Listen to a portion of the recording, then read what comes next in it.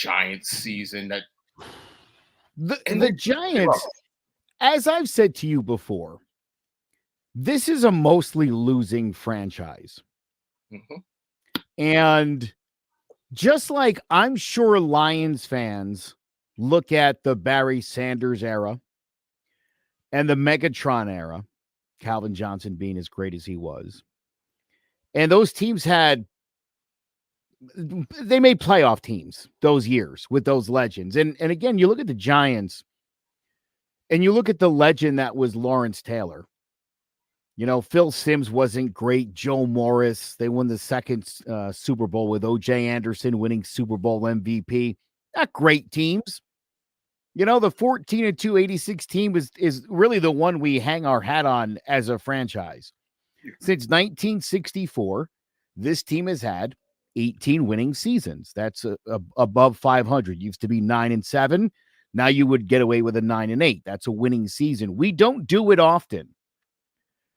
Couple of Super Bowls with Eli, and so we're disillusioned. But again, you had a legend in Michael Strahan. You had great players in Justin Tuck. Again, I'm talking. Let's throw a shout out to Antonio Pierce, who's got the Raiders gig. Good for him. I love that. But this team mostly has been terrible.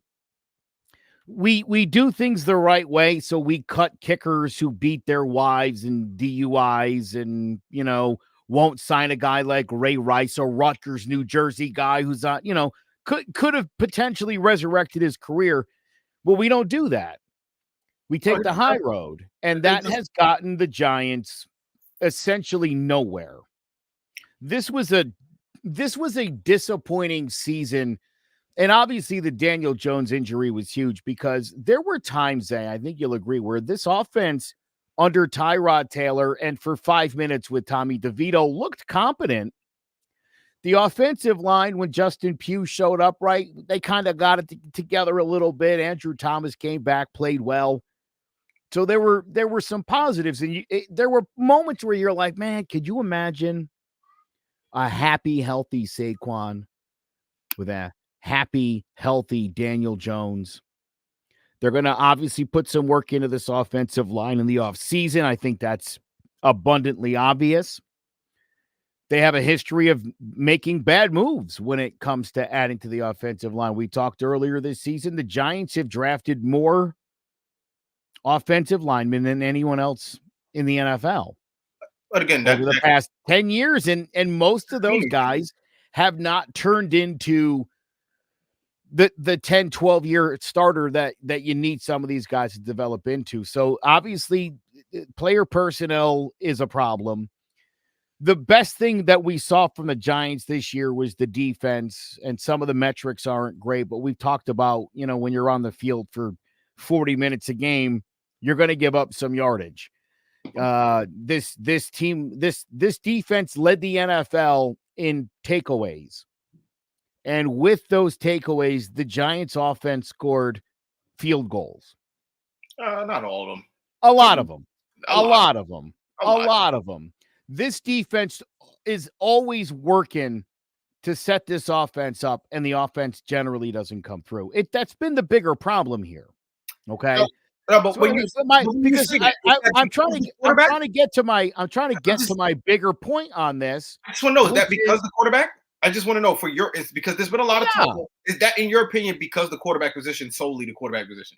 100%. Yes. Okay. That's what I wanted to make sure before we go forward. Okay. And listen, one of the things I've been saying about Daniel Jones over the last couple of years, and I'm a Daniel Jones guy. I think he's the right man for the job. I do. I think it's unfortunate he got hurt. I could see this offense being very effective in the Giants' way.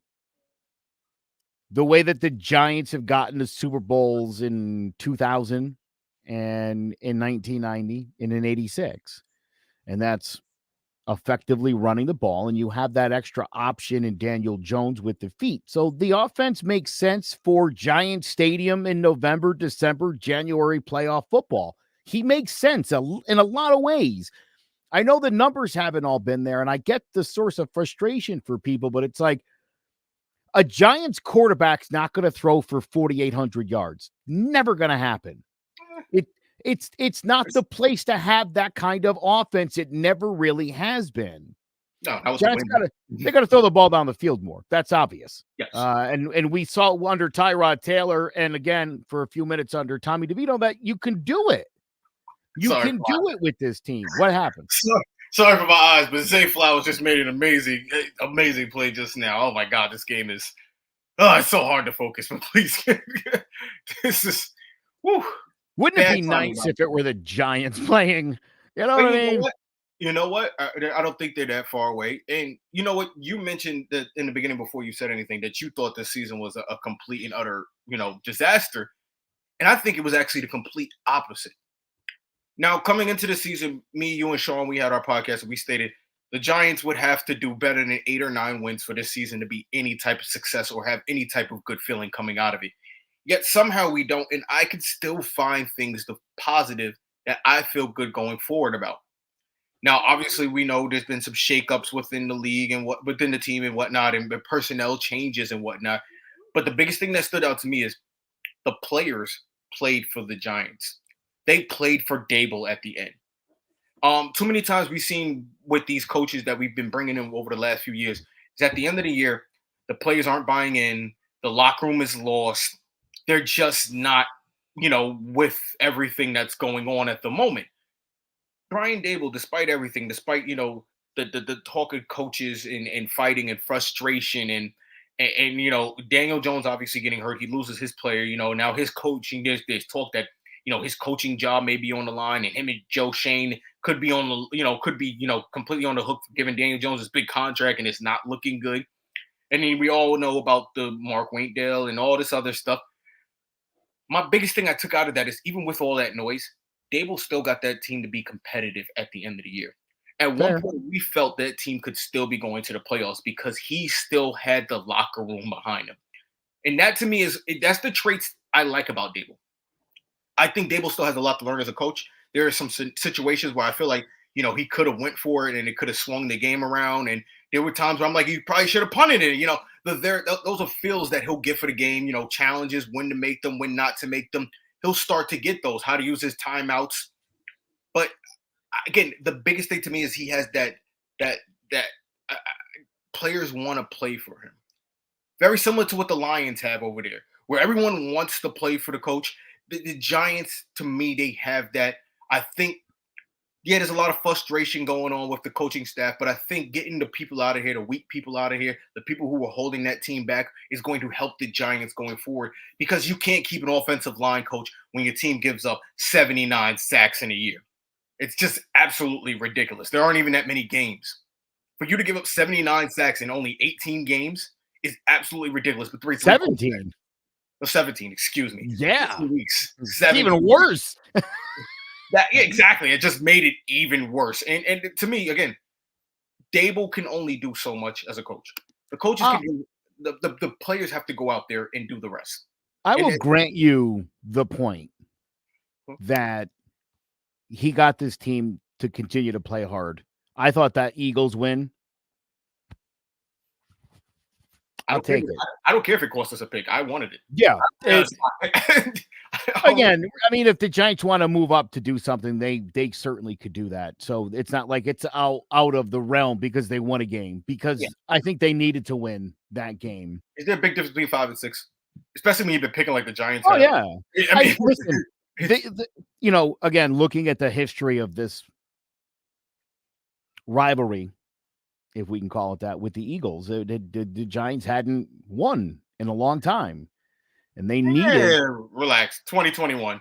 Relax. They needed to win and beat the Eagles. Definitely. And the Eagles were very vulnerable, and that was great for the Giants. And like you said, look, they played to win that football game. He coached to win that football game. So we got the players to rally around him. It's a shame he couldn't be like that with Wink Martindale, because I think that is an extremely unfortunate situation that he's gone. I think that is a massively disappointing thing. If anybody should be gone, it should be Mike Kafka. Because, and look, these guys were geniuses last year, We right? jumped The league was like geniuses. They didn't look like geniuses this year. Before Daniel Jones got hurt, it was outside of the second half with the Cardinals. It was nothing about the offense looked good, looked right. It was the same old conservative nonsense that 3-and-outs you most of the game and puts all the pressure on the defense.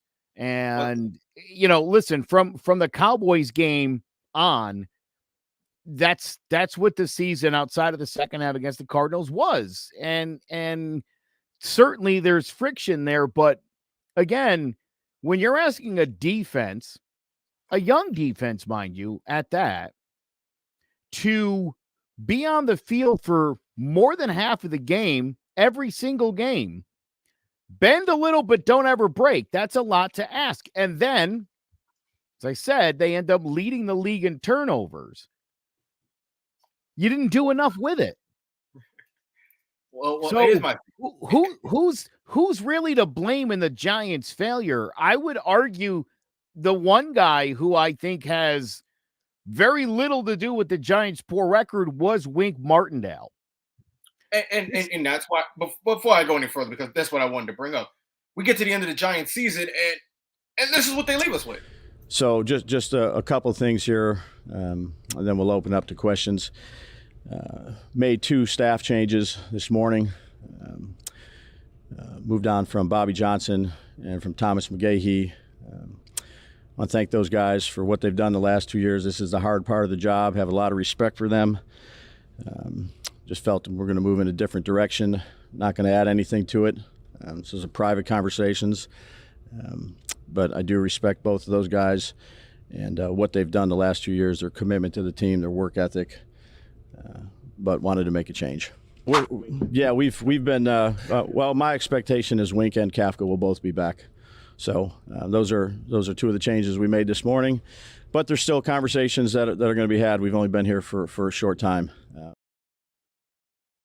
Less than 24 hours before that, I wish my pitches would work. We have Mark Winkdale at an airport because he was upset with some of his personal assistants being fired by the Giants staff.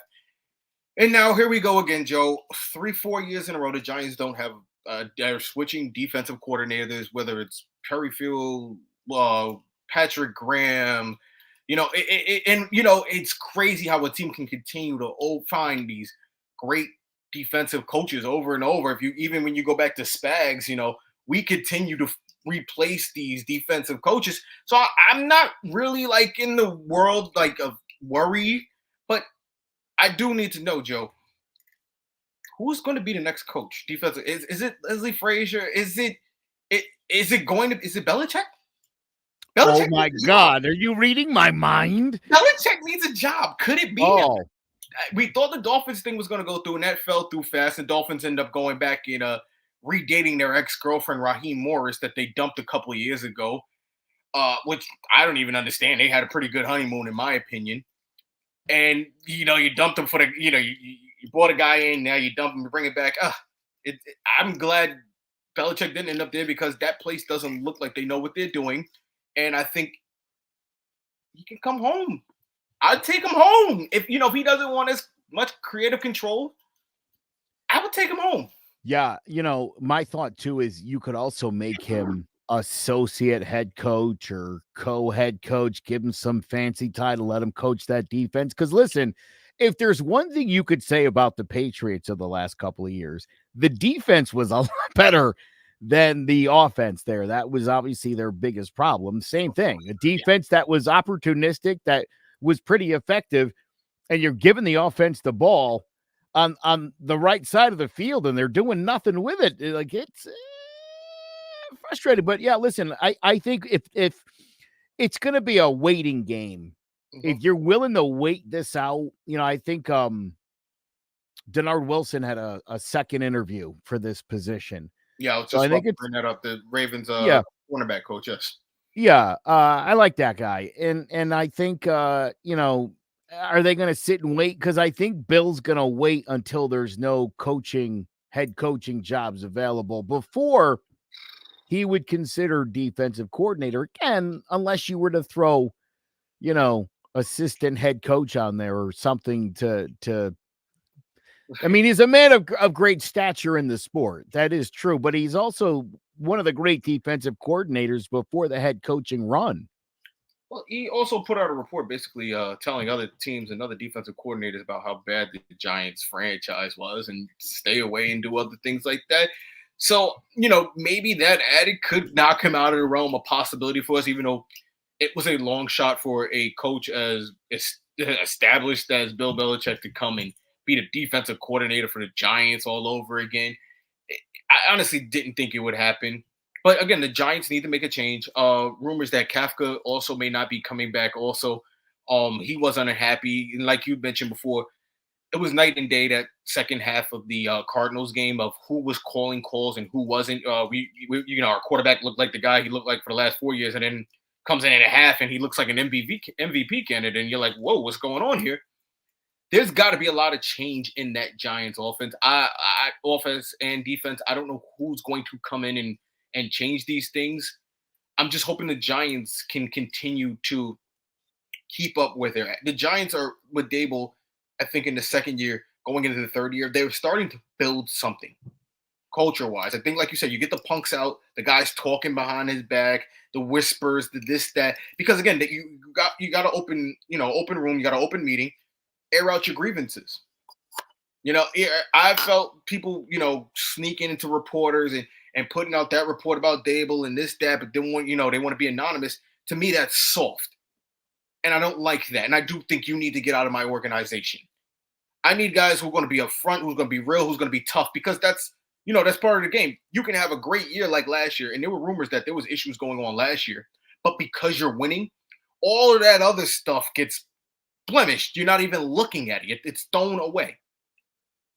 And then you have this year where it looked terrible, and all of that comes to the forefront.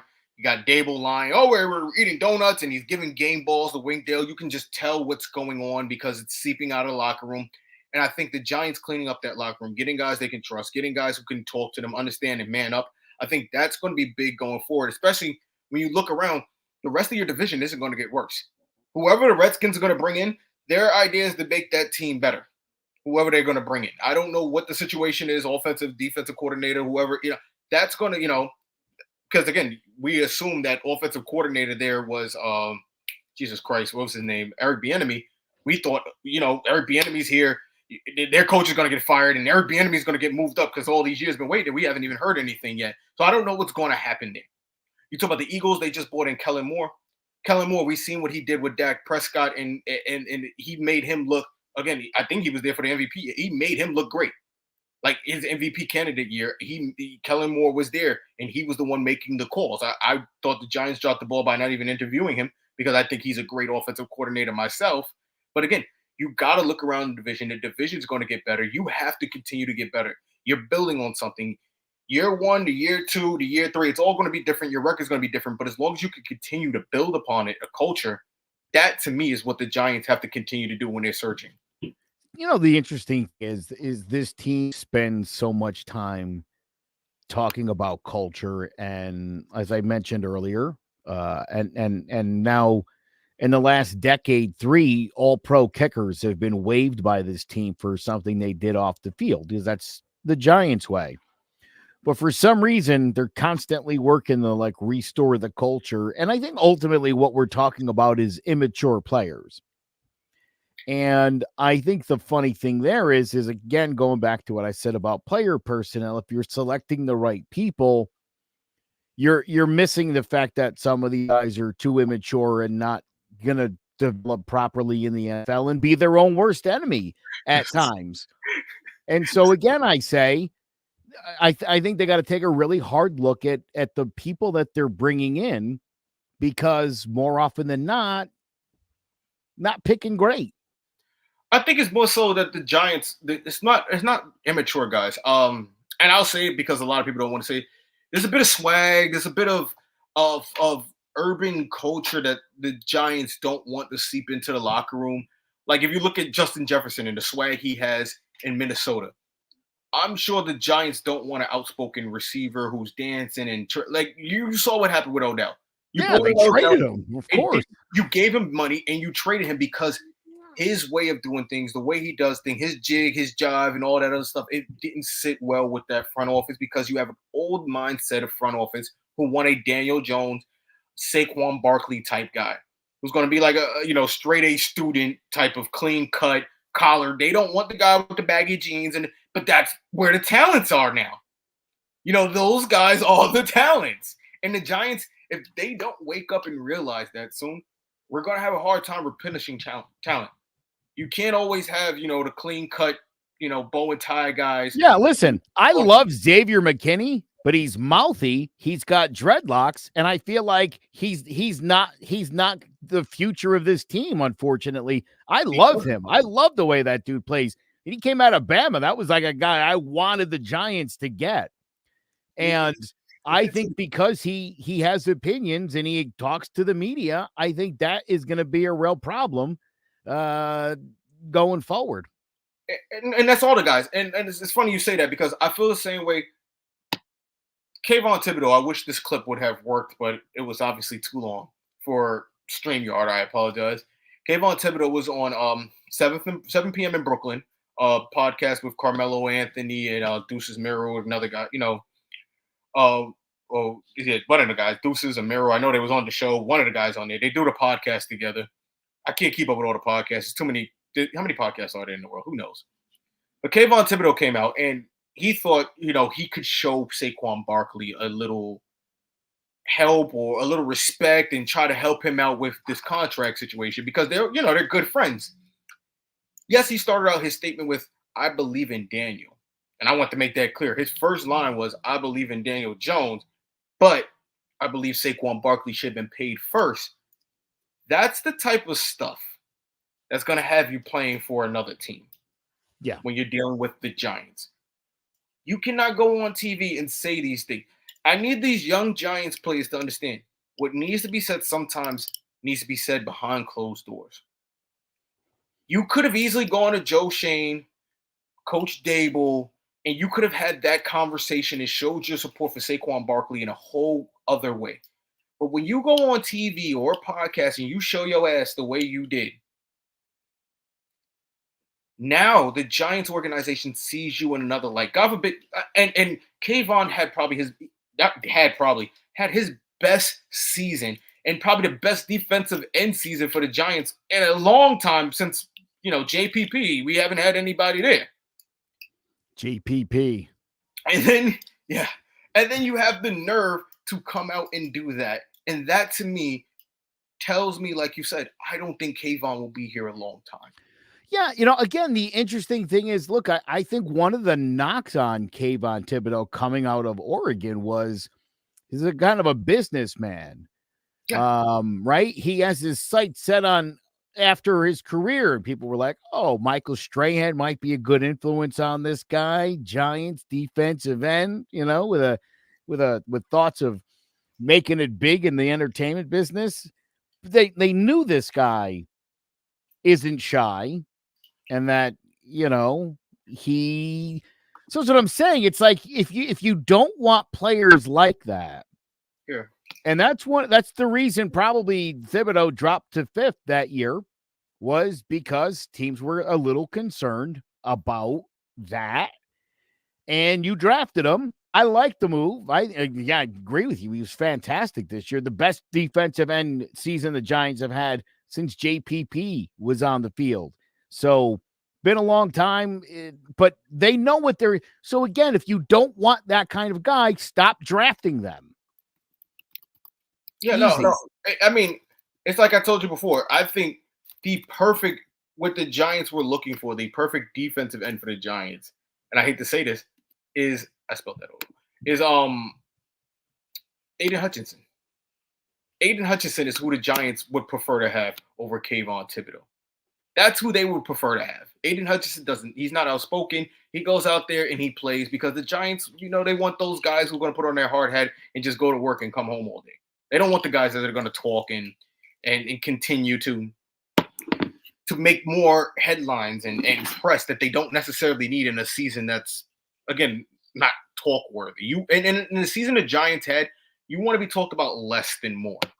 And I think the Giants, when you do things like Kayvon Thibodeau did, you're doing everything to, continue to build up build up the talk around the team when the team just really needs to just lay low for a second and regroup. If I'm being honest, the Giants have a lot that they have to hash out, and it's going to take some time. But going on, podcasts and bashing, teammates or whatever you call yourself, helping him out, it's not what we need at all.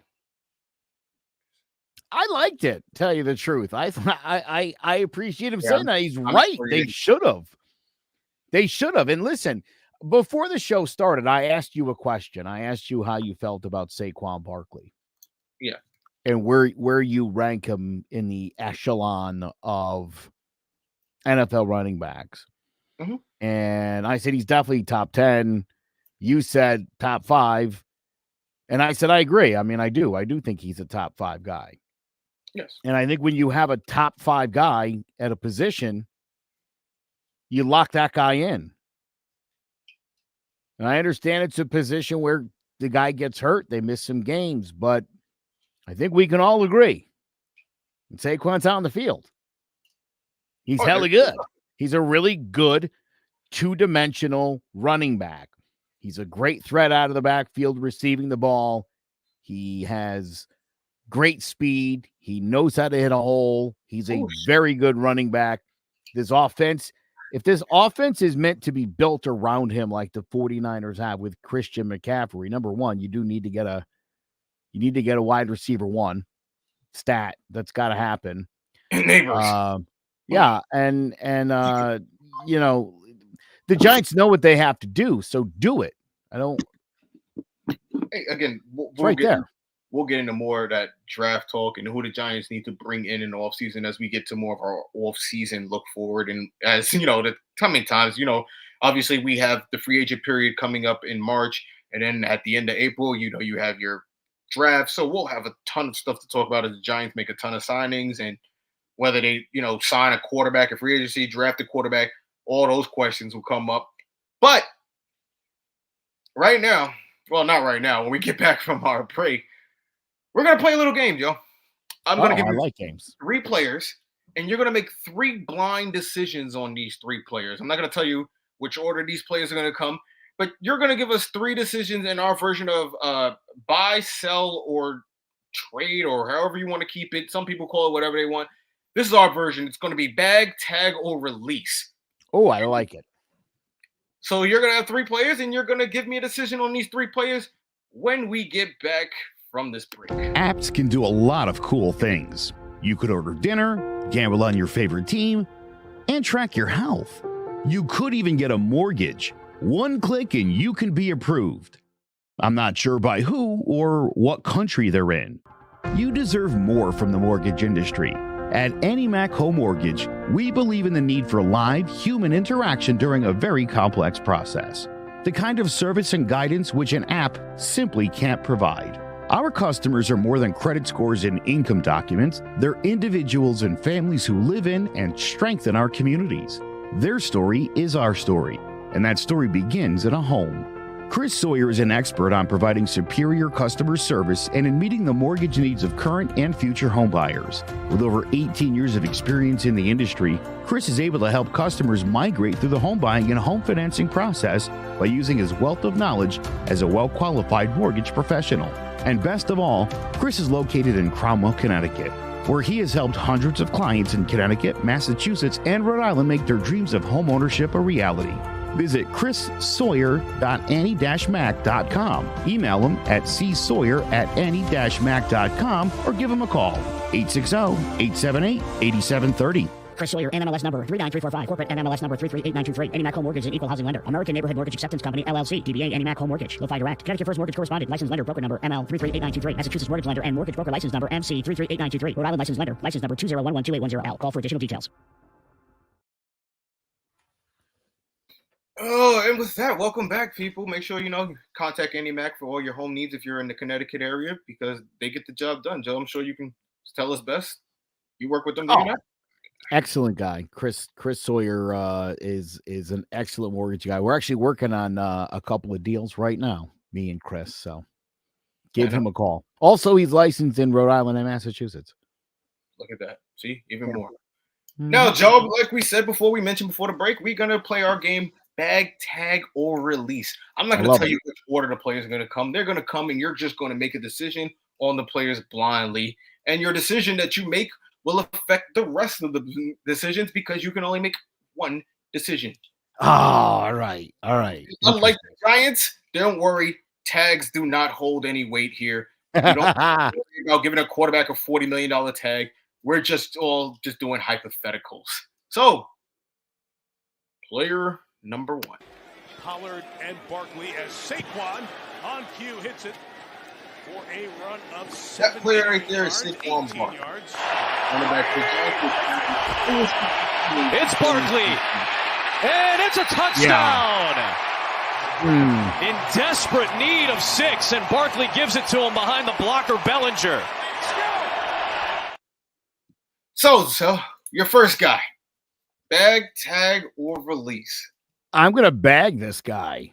You're gonna give Saquon Barkley the bag, realizing that bag would mean a long-term contract for Saquon Barkley. You understand? Yes, I would lock him. I would lock him into a 4 or 5 year contract. And how much money are we looking at, Joe? 150 million. Jesus, the Giants don't have that. Let's be realistic with the Giants situation. We're being hypothetical, but we're being realistic to the Giants situation, and we don't even have that much money. Obviously, I would give him 15 to 17 million dollars a year for 4 to 5 years if he would take that. That's not bad. You know what? I think he might take it. The way things have been going, so I think he might take it. Listen, he wants to be there, and your entire offense is centered around that guy, and that guy doesn't exist anywhere else. It's not like you could just go get another Saquon Barkley. That's the problem. I think you can, and I think that's the argument people have for a long time. And I felt that way as a Giants fan all my life. Been a Giants fan. I hated when Tiki Barber left us. I thought, oh no, we finally got this guy to figure out his fumbling problem. He's one of the best running backs in the league. And now he wants to leave us right when we think we can win a championship. And how are we ever going to replace him? Not only did we find one running back, we found 3. We found 3 to replace him. And that to me is why I think the running back value position is being devalued. And it took 3 guys to replace what Tiki Barber did by himself. No, what that's makes, not necessarily what true. makes more sense? 1 roster space or 3? That's not true. I wouldn't say it took 3 guys to replace what he did, because it took 3 guys to get the job done. But those 3 guys individually, I think, could have done the job of Tiki Barber, excuse me. Especially Brandon Jacobs, in my opinion. I love Brandon Jacobs coming out. Let me tell you something.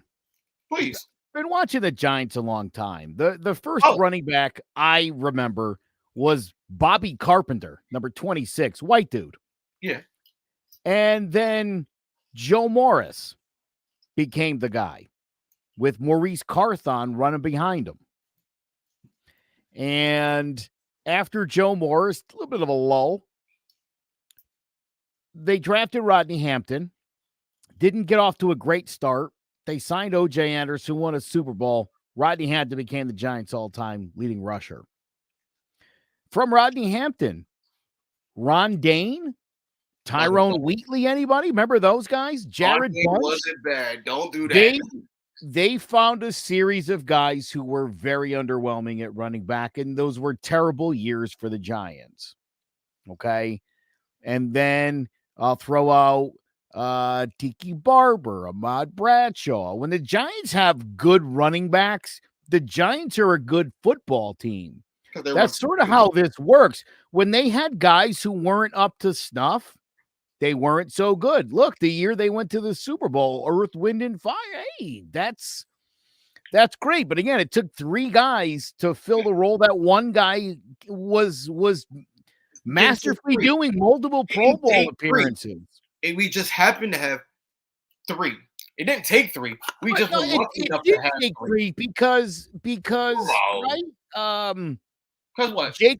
Jacobs was the power back, which Tiki could do by himself. Well, it gave us a strategy. And Tiki Ward was the third down throw it to him guy. Tiki could do that on third down just by himself. Tiki, oh Lord, Tiki couldn't hold on to the ball. He could barely catch. Yeah, They didn't throw him the ball.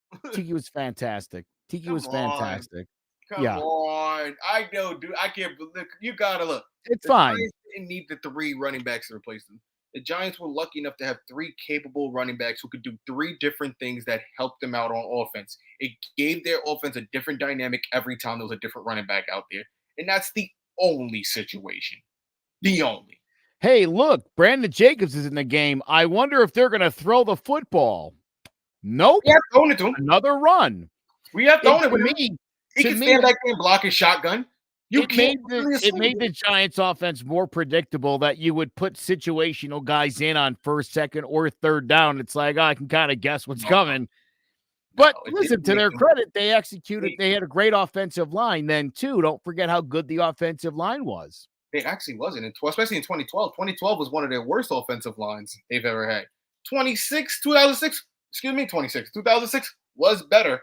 But 2012 was that line, that 2012-2011 championship year, that line was already done.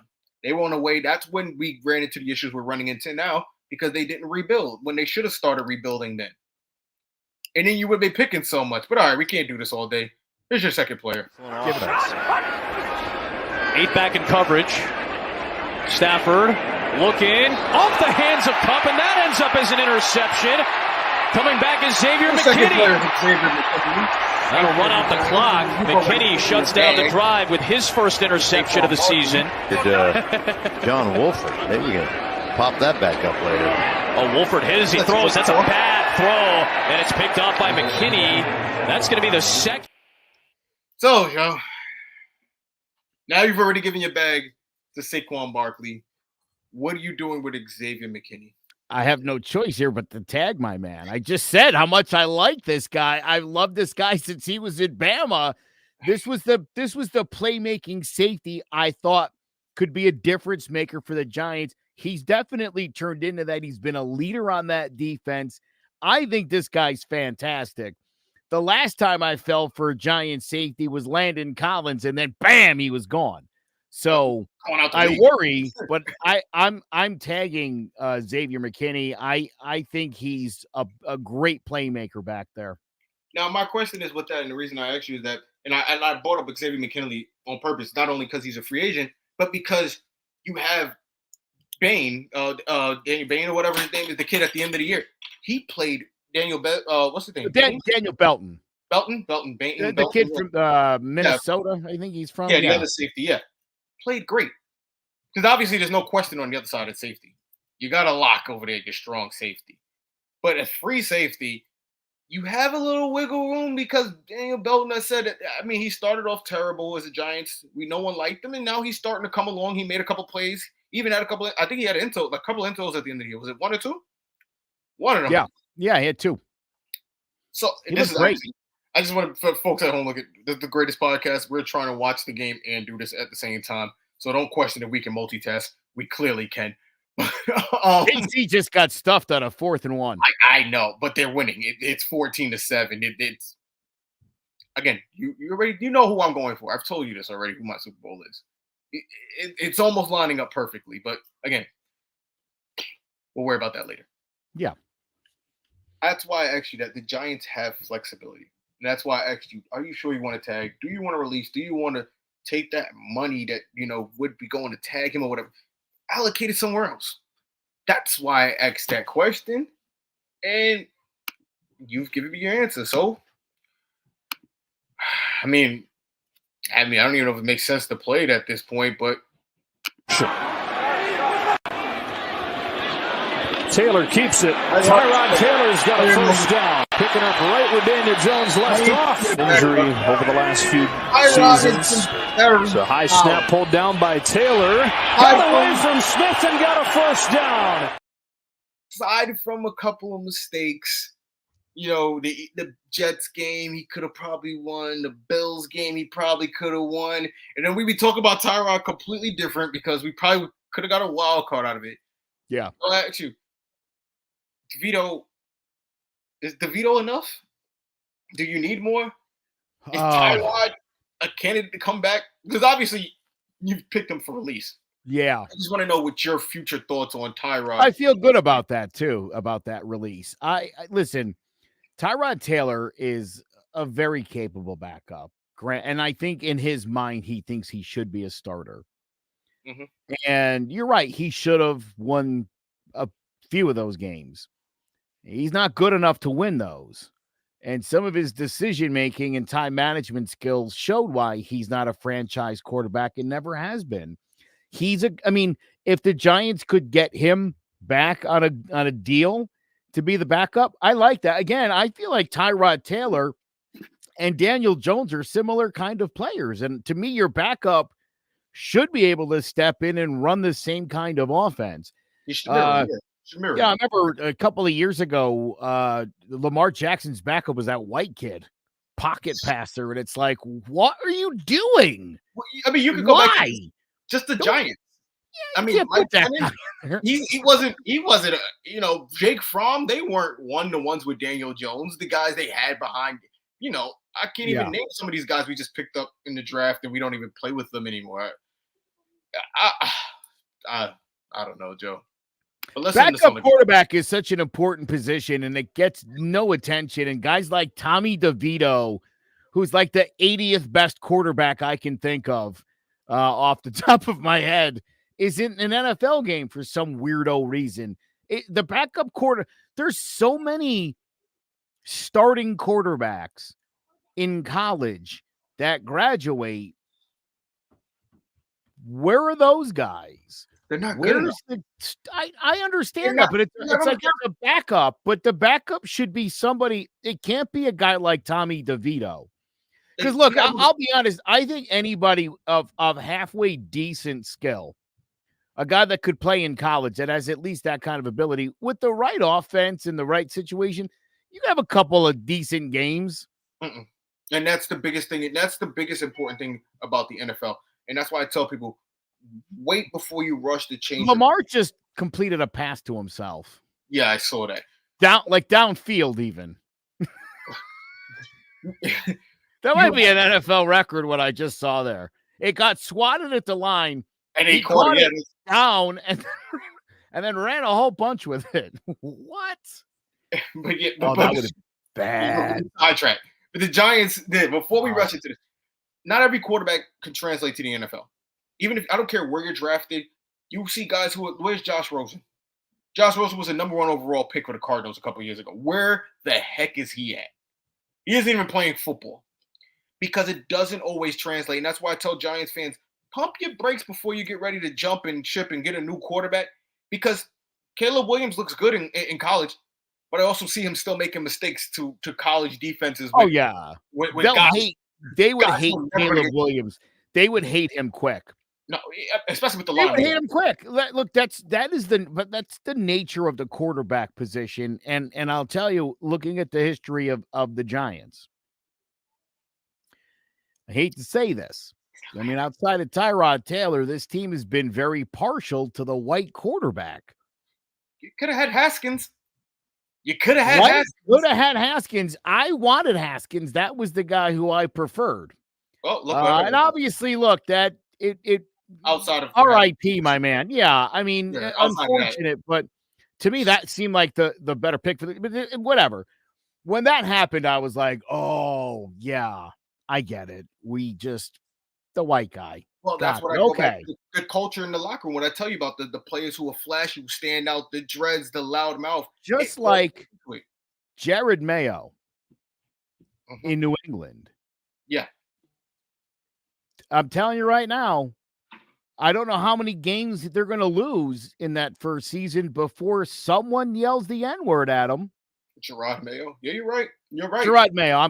My apologies. Yeah, I have a buddy actually named Jared Mayo in real life. No, but it goes.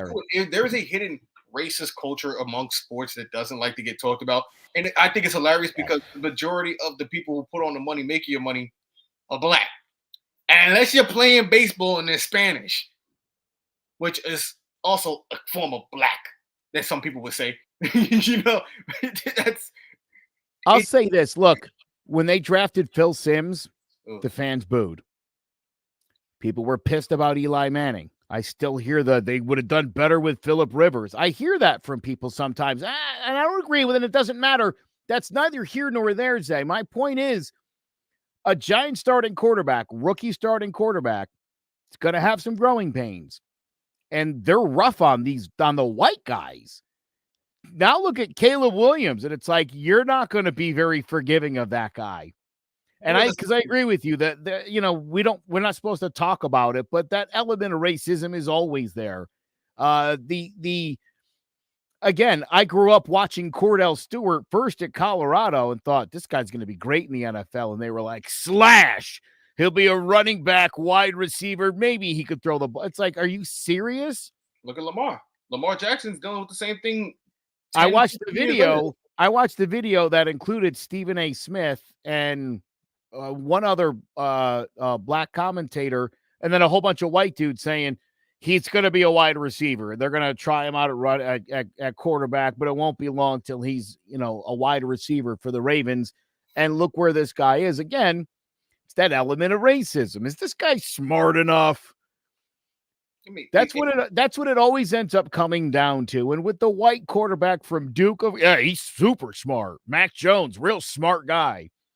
Dwayne Haskins, real athletic. Again, it goes to more. It's coaching too. We see it too. And the fact that again, there's no knock on Jim Harbaugh, whichever one is going to Jimmy to the Chargers. Again, another opportunity he's getting. And again, I had this argument with Ovi. I didn't think he was that good of a coach in San Fran. I think he had a good run with Colin Kaepernick. The black kid helped him out, and they got rid of him. You know how that goes. We can't talk about the knees anymore. But again, there is that you talk about Raheem Morris. He had to win games to get fired to get his job back. You hear that? Yeah. You understand that? Like, he won games, got fired. Then the other guy had to prove that he was so terrible that they had to bring you back. By the way, how excited are white apologists about Dan Campbell being in the NFC Championship game? See, we were right about that guy. Because that seemed bizarre. A bizarre hire. A guy who had never coached anything at any level becoming the head coach of a football team, while Eric Bieniemy is like, does anybody want to take a shot on this guy? I go to the Super Bowl all the time. He wasn't as far off to me as Jeff Saturday. Jeff Saturday getting that job was way further off than Dan Campbell. And obviously we see how it's affected them. The one's got a job, one doesn't have a job, one's playing in a big game in a couple of minutes or a couple of hours, and the other one is at home watching the game. But again, it goes. My point is the unspoken racism where certain people of certain races will continue to get opportunity after opportunity after opportunity after opportunity, no matter how much they screw up. What's the coach at Ohio State? What's his name? Not Day, before Day. Urban Meyer. Urban Meyer, yeah. Oh, my God. How many times does Urban Meyer have to screw up before he gets, he loses a job announcing, gets a job announcing? It's like, Gary Bennett. I mean, every school Gary Bennett coached in college, as soon as he left, they were on probation. Every single school. And again, does that guy follow any rules at all or no? He just screws up programs and he goes somewhere else. It's like, how is this guy still working? What about Jim? Rick Pitino, by the way, is another guy. Basketball. I mean, everywhere Rick Pitino goes, you got to forfeit wins and championships. And it's like, why does this guy keep getting jobs? I don't understand that. Did Jim really win a national championship, or did he really cheat his way to a national championship? We will never know.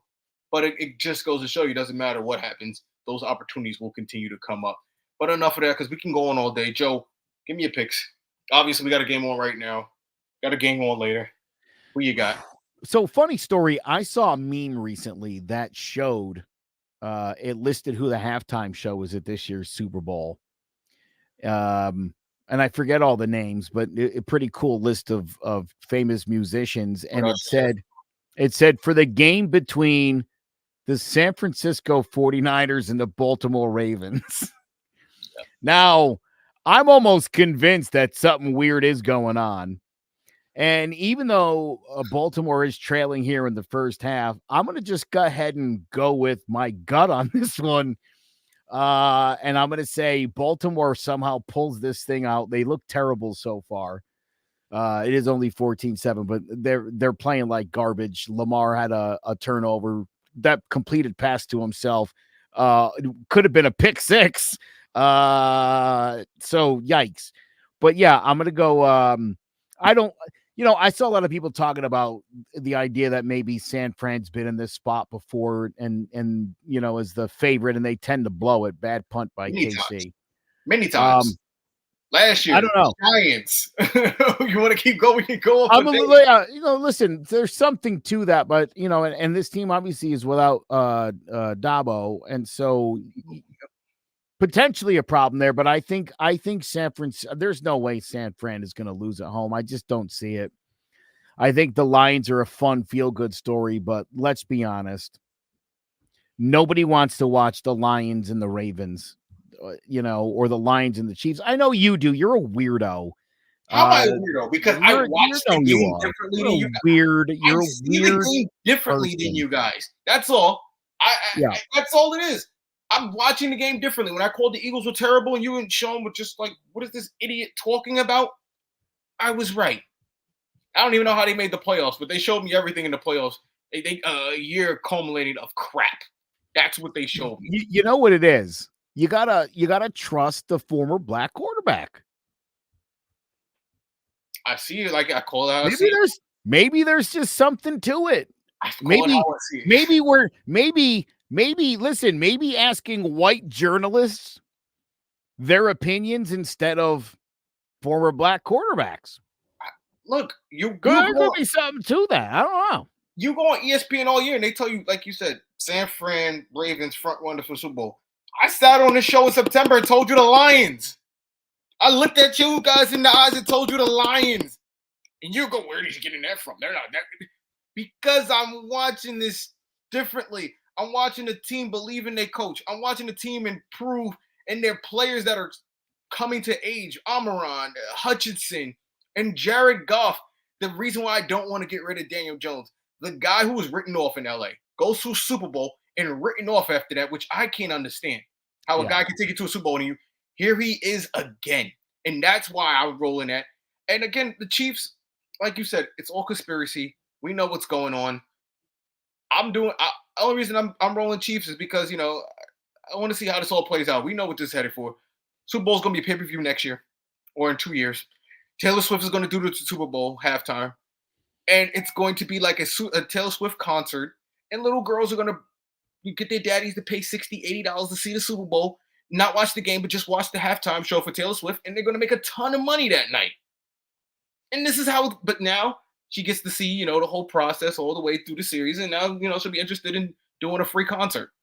You got to make them interested in doing free stuff. No one wants to do free stuff. You got to get them interested. You got to show them. It's a little fun, All the greats. I'll tell you right now, if the Super Bowl ever goes to a pay-per-view situation, I will be extremely choosy.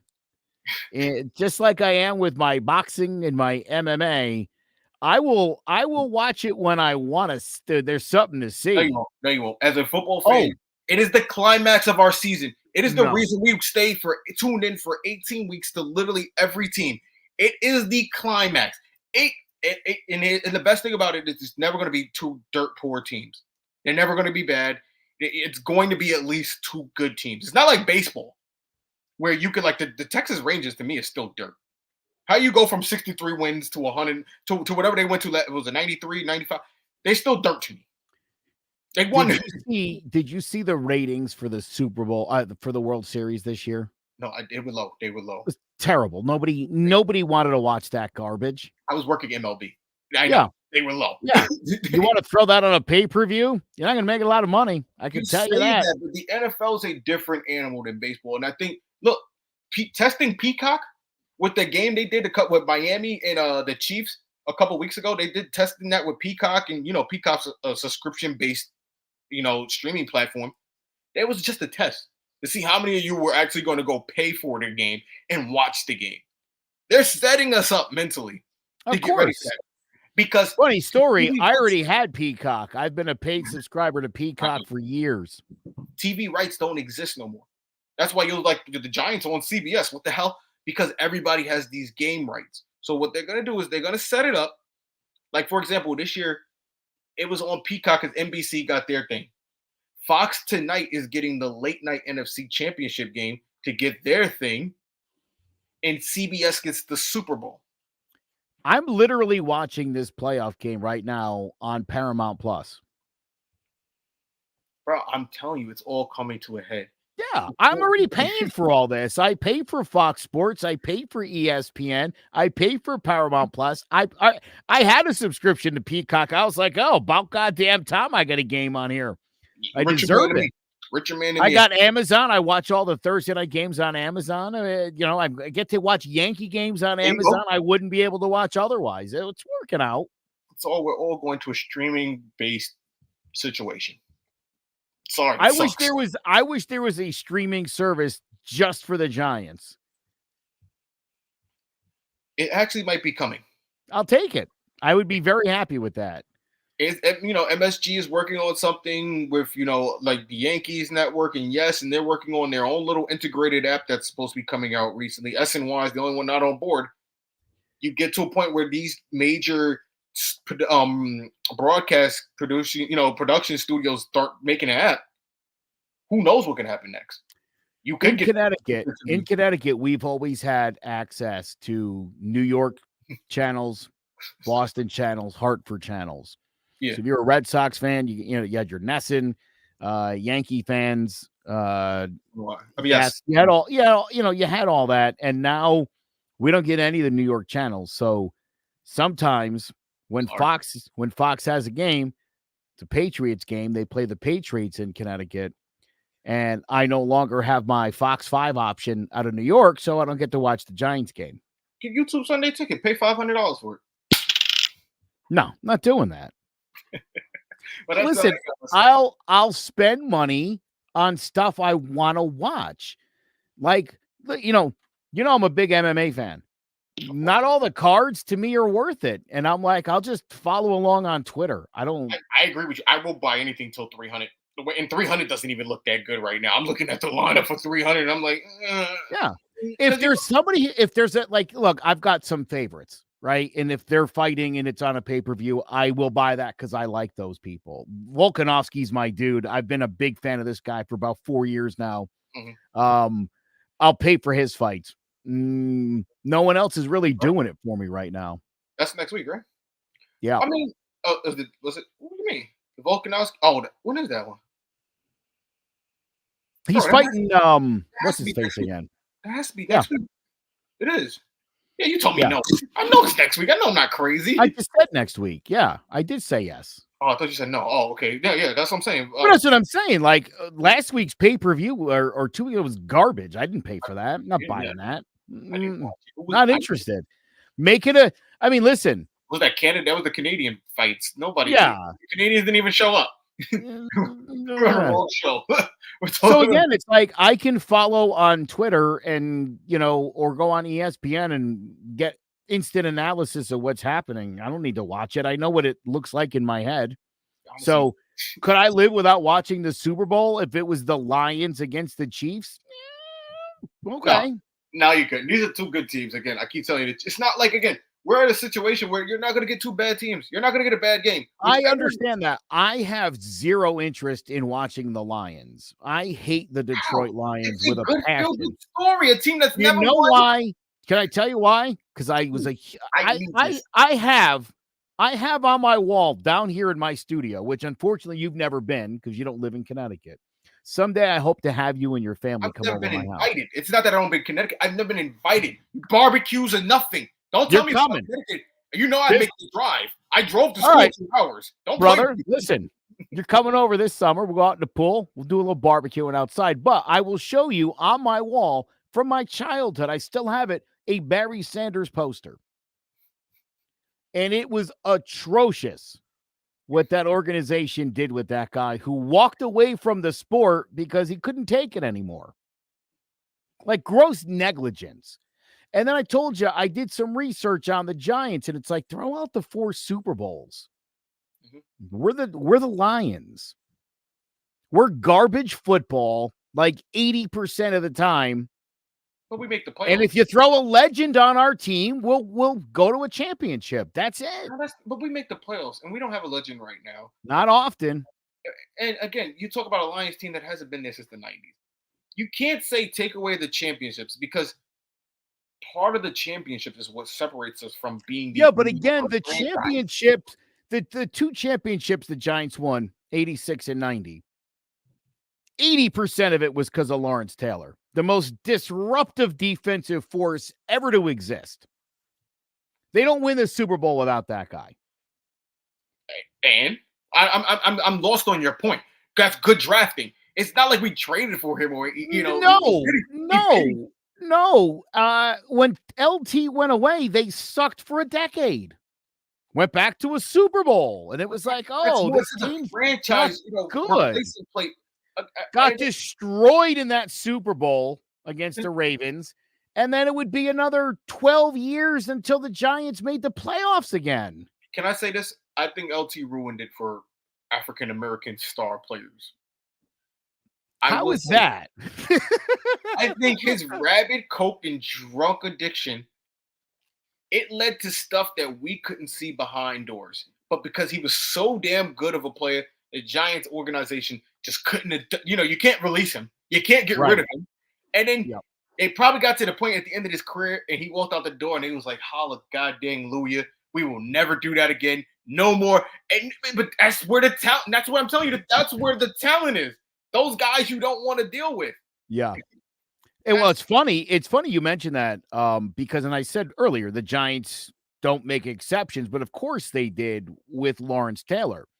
There's a story Bill Belichick tells where LT showed up late, about 5-10 minutes late for meetings. They were in offensive and defensive meetings for the day. And the meetings ended and everybody went to go home. And Belichick goes into Parcells' office and he goes, "Hey, Bill, just want to let you know, LT was late for the meeting today." And Parcells looks at Belichick and he goes, "Why the hell are you telling me?" He's like, "Oh, I just thought you might want to know." And Parcells looks at Belichick and says, "Why did you start the meeting before LT got there?" Little different than the Tom Coughlin 5-minute early. I mean, again, Parcells, why would you start a defensive meeting? Wait till LT gets there late. It was a different mindset because he was a monster. When you're a talented player, you can do that. Again, look at the 2 championship teams and look at the defensive fronts on that team. Legendary defensive fronts by the Giants. When you have great players, when you have a great defense, the Giants could be very successful. It's few and far between is my point. Yeah. The Lions had 2 opportunities with 2 super legends of the game in Barry Sanders and Megatron and didn't do anything with it. And that's always sickened me about Detroit and the way they got rid of Ray Fonts, which also upset Barry Sanders greatly. Yeah. Like no respect for your best player who you can't do anything for. The Lions are a trash organization. When they went 0-16 with Matt Millen, I laughed. A good friend of mine he's from Detroit, a lifelong Lions fan. He's now an Arizona Cardinals fan. They did it with Stafford. They went 0-16 with Stafford too. There you go. And it's like, oh, this guy's not that good. Oh no, really? We think he is. So it's a trash organization. It's got a long history of being losers. And the Giants have been a little better than that, unfortunately. Again, no, you can't do that because you can look at the Redskins, look at the Eagles, take away the Eagles' 2 championships. Outside of that, they have a couple of playoff appearances and nothing much outside of that. They've mostly been really good since the late 80s. The Eagles. More often than not, they're a good team. They disappeared in the 90s. They were better in the mid-2000s to me. Mid-2000s, that McNabb era, Brian Westbrook, that era. I thought, the Terrell Owens, I thought they were pretty good then. But then, they had a period where they went missing again. Sure. Until they got hurt. But that's going to be any team. We could literally take out every team in this league, especially think about the Dallas Cowboys. They are the only one that I would actually say has been a good franchise despite not winning championships since 97. Sure. I remember the 1-15 season that they had, and then 2 years later, they turned that into a superstar roster with great drafting and put a legendary roster together, won back-to-back championships, I think 3 and 4 years or whatever it was. Life was good, and they have mostly been, in my lifetime, the Cowboys have mostly been very good year in and year out. The Giants don't consistently put out good winning football teams. We just talked about this a year ago. I mean, the Giants were still running like an 80s style, run first offense in an era where everyone else had adjusted to the West Coast. It's our stadium, and like you bridged it before, we cannot play that style. We have swirling winds. So then bring in the right people to play the kind of football that you need to play. That's what makes sense. That's why I tell Giant people, worry about improving the line. Don't worry about improving Daniel Jones because he's what you need. You're a ground and pound first team. You always will be until you get a dome. And at this point, in my opinion, I think every NFL stadium should have a dome for not only the players to be able to play always at peak level, but for us fans who got to sit out there because I don't want to sit. I'm never going to Buffalo. You'll never go to Buffalo game in January. I don't give a damn what you at. Tell me how much you pay me. I don't care about the minks. None of that. I am never going to a game in Buffalo. Right. Spend about $800 to come home with hypothermia. Yeah. No thanks. Yeah. And the way Josh Allen played after that. Could you imagine? You sat out all that cold. You shoveled snow for 2 days for your kicker to miss it wide right. You could have played an old clip from 92. It would have saved you from 90. Excuse me. It would have saved you time. Oh my God. But yeah. Sorry. We got one of the great moments in Giants history, by the way. Wide right from Scott Norwood. How did that happen twice? By the way, the Chiefs are either about to go up a touchdown or a field goal right now.